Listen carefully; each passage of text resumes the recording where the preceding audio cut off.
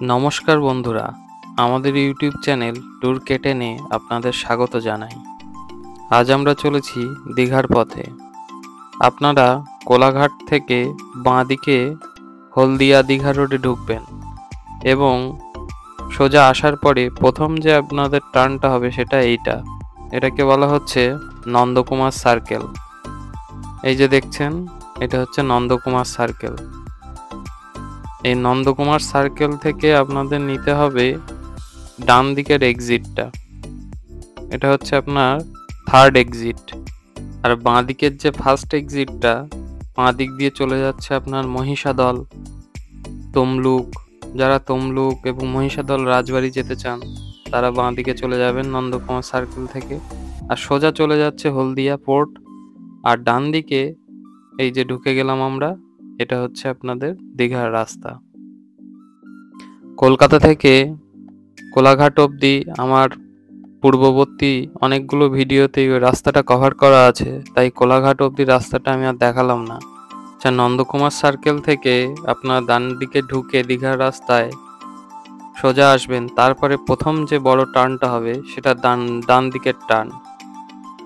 এই জায়গাটা হলো কন্টাই কন্টাই বাইপাস। ডান দিকে আপনারা ধরবেন কন্টাই বাইপাস। এই আমরা ঢুকে পড়লাম কন্টাই বাইপাসে। এবার সোজা রাস্তা, কন্টাই বাইপাস ধরে চলে আসুন। তারপরে আপনারা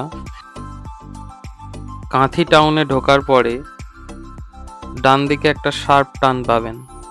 এটা হচ্ছে কাঁথি টাউন। কন্টাই বাইপাস ছেড়ে আপনারা দীঘা বাইপাসে ঢুকবেন ডান দিকে। এটা হলো কাঁথি শহর।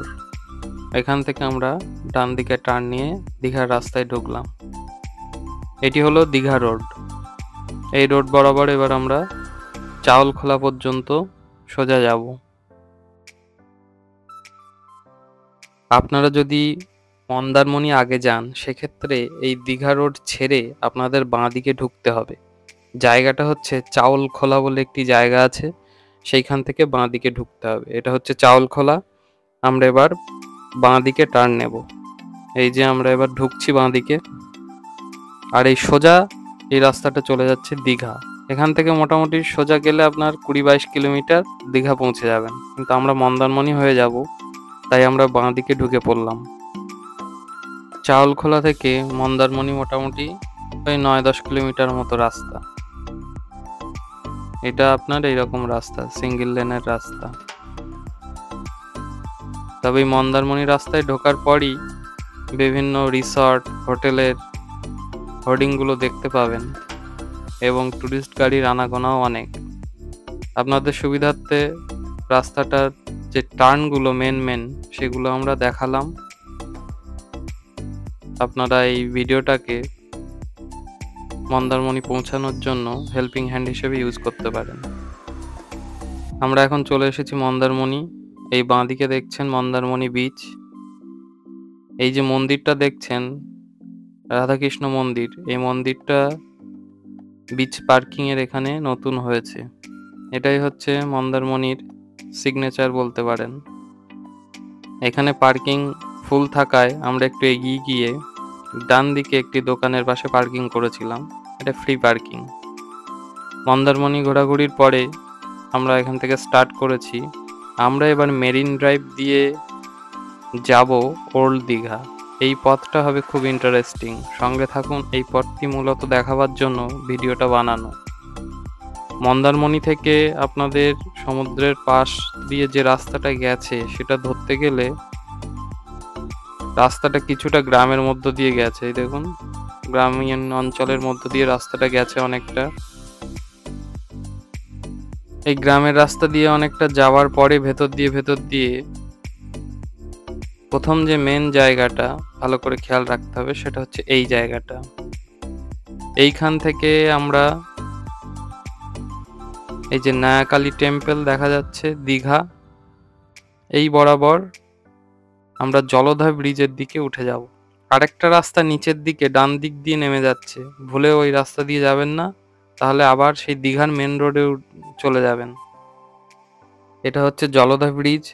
মোটামুটি ব্রিজটাকে একটা ল্যান্ডমার্ক করে নেবেন যে আপনারা মন্দারমণি থেকে ওই যে মেরিন ড্রাইভ ধরার জন্য এই জলদা ব্রিজে আপনাদের উঠতে হবে।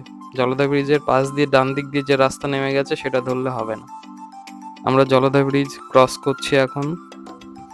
জলদা ব্রিজ ক্রস করার পরে আপনাদের রাস্তার শার্প টার্ন মেন হবে, ডান দিক বাঁ দিক দুদিকেই রাস্তা চলে গেছে। সেই জায়গা থেকে আপনারা যাতে কনফিউজড না হন, এই সাইনবোর্ডটা দেখে নেবেন যে বাঁ দিকে আপনাদের শার্প টার্ন নিতে হবে, যেখান থেকে বাঁ দিক ডান দিক দুদিকেই রাস্তা ভাগ হয়ে গেছে।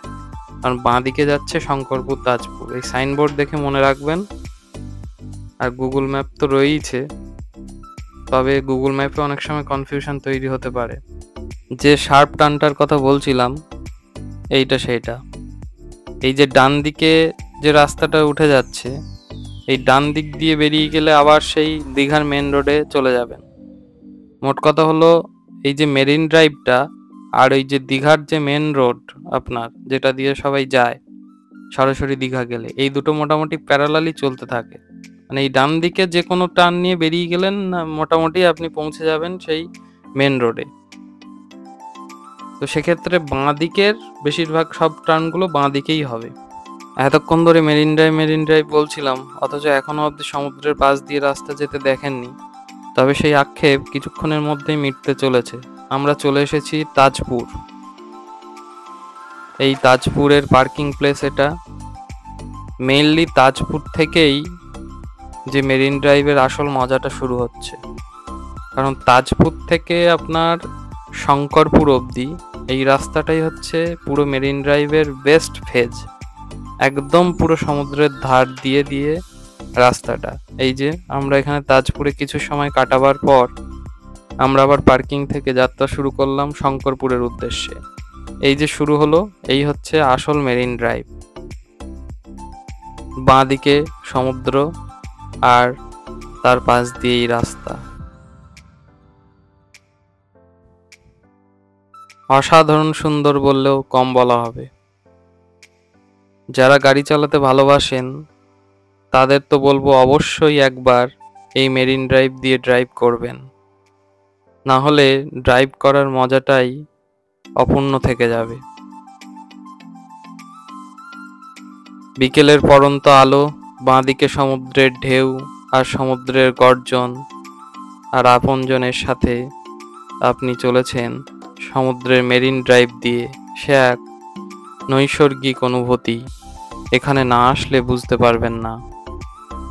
আপনারা নিজেদের গাড়িতে আসুন অথবা পাবলিক ট্রান্সপোর্টে আসুন না কেন, অবশ্যই এই মেরিন ড্রাইভ দিয়ে শঙ্করপুর, তাজপুর, মন্দারমণি এই জায়গাগুলো দেখে যাবেন।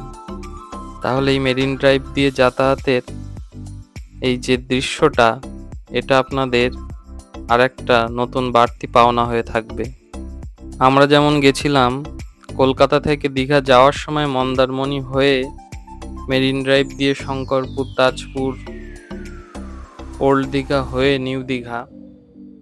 অনেকে এটাও করে যে দীঘা ঘোরার পরে বাড়ি ফেরার সময় এই পথ হয়ে মন্দারমণি দেখে মন্দারমণি থেকে চাউলখোলা দিয়ে বেরিয়ে যায়। আপনারা সেটাও করতে পারবেন যাওয়ার সময় অথবা ফেরার সময়, তবে অবশ্যই এই পথ দিয়ে আসবেন। সঙ্গে থাকুন আর দেখতে থাকুন এই অসাধারণ মেরিন ড্রাইভের দৃশ্যটি।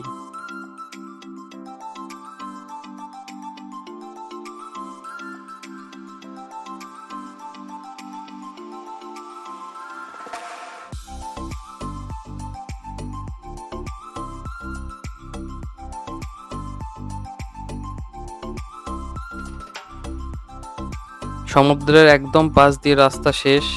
এবার আমরা ঢুকে পড়েছি শঙ্করপুরের রাস্তায়। এই হলো শঙ্করপুরের পার্কিং। আপনাদের বলে রাখি যে আপনারা যদি মন্দারমণির দিক থেকে আসেন তাহলে প্রথম যে জায়গাটা পাবেন গাড়ি রাখার, মন্দারমণির থেকে আসার সময় এই জায়গাটায় গাড়িটা পার্কিং করবেন। এখানে আমরা গাড়ি রেখেছিলাম, কোনো পার্কিং ফি দিতে হয়নি। এরপরে সামনের দিকে এগিয়ে গিয়ে আর একটা পার্কিং আছে, এই পার্কিংটা, এখানে কিন্তু গাড়ি রাখলে পার্কিং ফি দিতে হবে। আমরা শঙ্করপুরে কিছুটা সময় কাটাবার পর এখান থেকে এগিয়ে চলেছি এবার ওল্ড দীঘার উদ্দেশ্যে। আমরা এখন ডান দিকে টার্ন নিয়েছি। এখানেও রাস্তাটা অনেকটা গ্রামের ভেতর দিয়ে শঙ্করপুর থেকে দীঘার রোড ধরতে গেলেও এইখানে খেয়াল রাখবেন যে ডান দিকে একটা রাস্তা নেমে যাচ্ছে, ওই রাস্তাটা ধরবেন না। এই যে রাস্তাটা সাইনবোর্ডের নিচে দিয়ে যে রাস্তাটা চলে যাচ্ছে, এই রাস্তাটা ধরবেন। এই রাস্তাটা চলে যাচ্ছে আপনার নায়কালী মন্দির, দীঘা মোহনা হয়ে চলে যাচ্ছে ওল্ড দীঘা। আপনারা এই নায়াকালী মন্দির অবশ্যই দর্শন করবেন, খুব সুন্দর জায়গা। এই যে দেখছেন, এটা হচ্ছে নায়াকালী ব্রিজ। তো শঙ্করপুর থেকে ওল্ড দীঘা যাওয়ার সময় এটাকেও একটা ল্যান্ডমার্ক হিসেবে মনে রাখবেন যে নায়াকালী ব্রিজে উঠতে হবে আপনাদের। এই হলো নায়াকালী ব্রিজ। নায়াকালী ব্রিজটা পার হওয়ার পরই বাঁদিকে আপনারা দেখতে পাবেন নায়াকালী মন্দিরের চূড়াটা দেখা যাচ্ছে।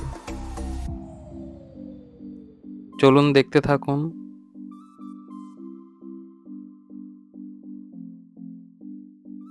এই ব্রিজ পেরোনোর পরই, ব্রিজ থেকে নামার সঙ্গে সঙ্গেই বাঁদিকে দেখুন ওই মন্দিরের চূড়া দেখা যাচ্ছে। আর এই বাঁদিকে খেয়াল রাখুন, একটি রাস্তা চলে গেছে এই রাস্তার সমান্তরালে। আপনারা যদি নায়াকালী মন্দিরে যেতে চান তাহলে এই মেরিন ড্রাইভের রোড থেকে এই যে বাঁদিক দিয়ে ঢুকে যাবেন। এই বাঁদিক দিয়ে ঢুকে মন্দিরটা দর্শন করে আবার আপনারা দীঘার পথে এগিয়ে চলুন।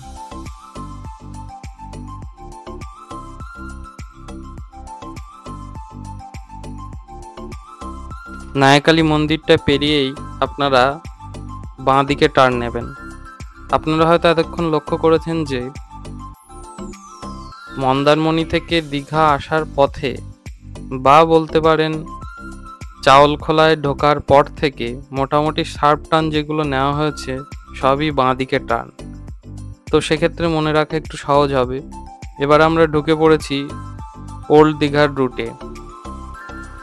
এটাও আপনার old Digha to Mandarmani marine ড্রাইভেরই অংশ, তবে সমুদ্রের একদম পাশ দিয়ে যায়নি, এটা ওই খাড়ির পাশ দিয়ে গেছে। এই যে দেখতে পাচ্ছেন, এটা কিন্তু সমুদ্রেরই অংশ। বিশাল জোয়ার হলে অনেক সময় বা ভরা কোটালে এখানেও জল চলে আসে। বাঁদিকে এই খাড়ি দেখা যাচ্ছে। আর ওই যে দেখতে পাচ্ছেন, এটা হচ্ছে আপনার দীঘা মোহনা। বাঁদিকে লক্ষ্য করুন, ওই যে ওইটা হচ্ছে দীঘা মোহনা। এটাকে অনেকে ফিশিং হারবারও বলে। অনেকে ওখানে গিয়ে মাছ কিনে নিয়ে এসে দীঘাতে যে পছন্দ মাফিক রান্না করে দেওয়ার ব্যবস্থা আছে, ওখানে মাছ কাঁকড়া দিয়ে রান্না করিয়ে নেয় এবং নিজেদের পছন্দ মতো মাছ খায়। এখানে যেতে গিয়ে দেখবেন যে রাস্তার পাশে বসে প্রাকৃতিক দৃশ্য উপভোগ করবার জন্য সিমেন্টের চেয়ার করে দেওয়া রয়েছে। বিকেলবেলা এখানে পর্যটকরা এসে এই অপরূপ সৌন্দর্য উপভোগ করতে পারে। আপনারা এই বাঁদিকের রাস্তাটায় ঢুকে দীঘা মোহনা ঘুরে আসার পরে আবার এই রাস্তায় চলে আসুন এবং সোজা এগিয়ে চলুন ওল্ড দীঘার উদ্দেশ্যে। দীঘা মোহনা থেকে ওল্ড দীঘা একদমই কাছে, 2 থেকে 2.5 কিলোমিটার। আমরা ওল্ড দীঘা প্রায় চলে এসেছি। এই যে আমরা এখন ওল্ড দীঘা ঢুকছি। আপনারা যদি ওল্ড দীঘা থেকে মন্দারমণি যেতে চান তাহলে এই জায়গাটা খেয়াল রাখবেন। এই জায়গাটা ভালো করে খেয়াল রাখবেন।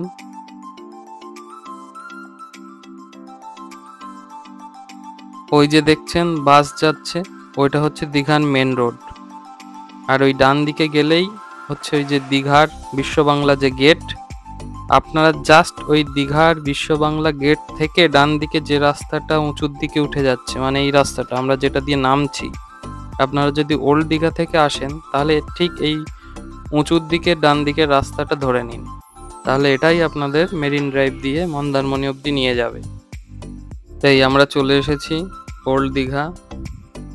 ওল্ড দীঘায় ঢুকে গেছি। এবারে ওল্ড দীঘায় আপনারা নিজেদের হোটেলে পৌঁছে যাবেন। ভিডিওটা যদি ভালো লেগে থাকে অবশ্যই লাইক, শেয়ার এবং সাবস্ক্রাইব করবেন। সুস্থ থাকবেন, ভালো থাকবেন। নমস্কার।